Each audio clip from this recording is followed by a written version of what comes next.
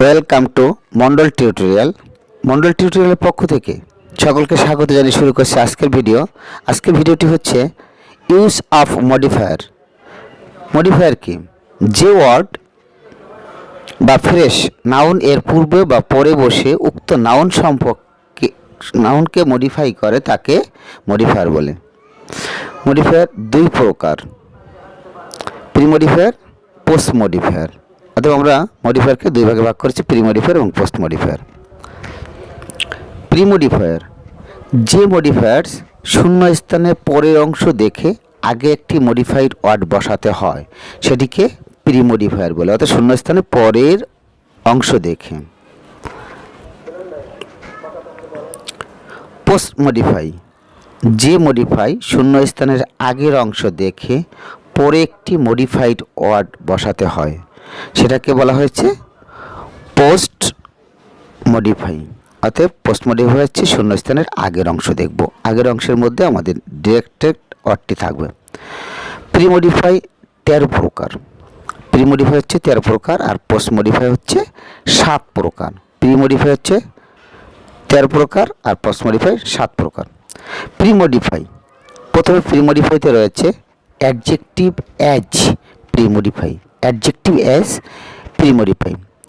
হ্যাঁ, এগুলো যদি আমাদের ব্র্যাকেটের মধ্যে এগুলো ব্যবহার করতে পারে অ্যাডজেক্টিভ অ্যাজ প্রি মডিফাই, তাহলে এ ধরনের ওয়ার্ড দিয়ে পূর্ণ করতে হবে।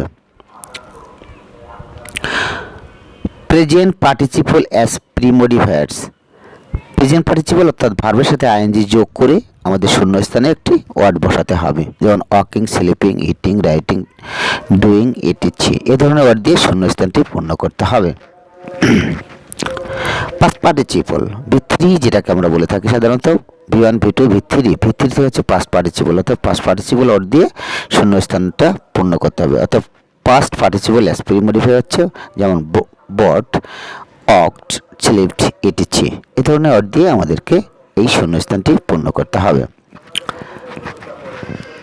Noun as pre modify, noun as pre modify অতএব আমাদের একটা নাউন থাকবে, আমাদেরকে আরেকটা নাউন এই শূন্যস্থানে দিয়ে আমাদের শূন্যস্থানটি পূর্ণ করতে হবে, যেমন ট্রি, কার, এনভায়রনমেন্ট, ট্রেন, বাস, প্রিন্সিপাল, ফার্মার, ইটিছি। অতএব একটা নাউন থাকবে, আমাদেরকে আর একটা নাউন আমাদের সেই শূন্যস্থানে দিতে হবে।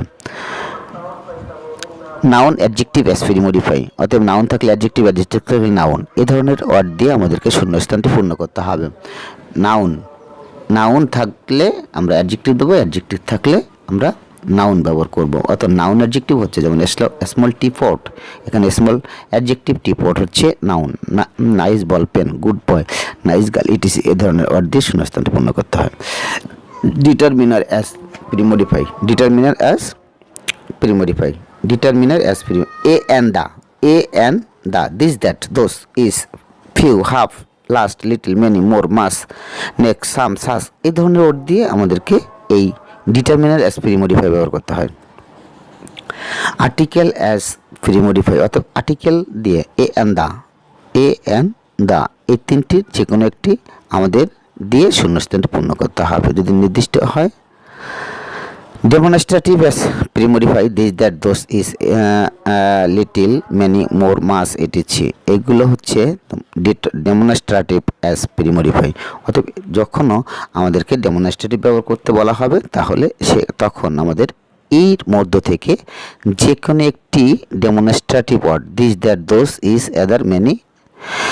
হ্যাঁ, প্রি মডিফাই হচ্ছে quantifier as pre modify, quantifier অর্থাৎ কোয়ান্টিফায়ার হচ্ছে 1, 2, 3, মাস, many, some, A lot, a little, ইটিছি। অতএব আমাদেরকে যদি কোয়ান্টিফায়ার দিয়ে প্রি মডিফাইড পূর্ণ করতে বলে তাহলে আমাদেরকে প্রি মডিফাই এই ওয়ার্ডগুলো ব্যবহার করতে হবে। কম্পাউন্ড অ্যাজ প্রি মডিফাই, অর্থাৎ কম্পাউন্ড যদি বলা হয় তাহলে আমাদেরকে মনে রাখতে হবে যে একাধিক ওয়ার্ড শূন্যস্থানে বসাতে হবে।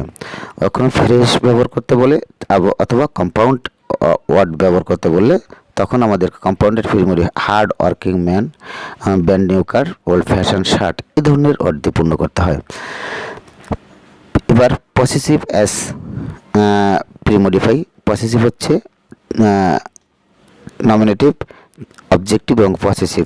আমাদের 3 নম্বর ফর্মটি ব্যবহার করতে হয় I, me, my, we, us, our. শেষেরটা my, our, his, her, your, their, রহিমস, ইটিসি এই ধরনের ওয়ার্ড আমাদের পসেসিভে বসে। Adverb as premodify.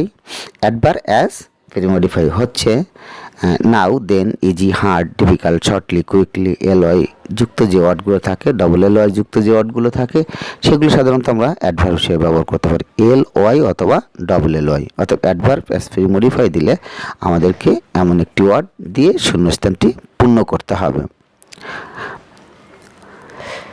ইনটেনজিফায়ার as premodify. অতএব আমাদের 13 প্রকারের সর্বশেষ প্রকার হচ্ছে ইনটেনজিফায়ার অ্যাজ প্রিমডিফাই। তো ইনটেনজিফায়ার থাকলে একটি ওয়ার্ড ভেরি দিয়েই শূন্যস্থানটি পূর্ণ করতে হয়।